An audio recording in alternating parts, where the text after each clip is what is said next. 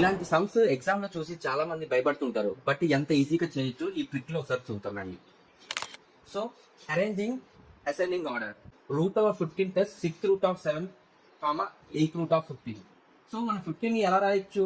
15 power 1/2. 6th route 7 ని ఎలా రాయొచ్చు? 7 పవర్ 1/6.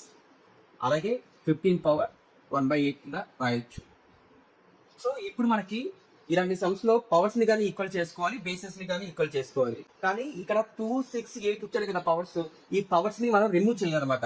రిమూవ్ చేయాలంటే దాని యొక్క ఎల్సిఎం తో మల్టిప్లికేషన్ చేయాలి. దీని యొక్క ఎల్సిఎం ఎంత అంటే 2, 6, 8 కి ఎల్సిఎం ఎంత మనకి 24. అంటే ప్రతి సమ్ ని 24 తో మల్టిప్లై చేయండి. 1/6 ఇంటూ 24, అలాగే 50 పవర్ 1/8 ఇంటూ 24. సో అప్పుడు ఏమైంది? 15 పవర్ 2 1 జా 2 1 జా 7 పవర్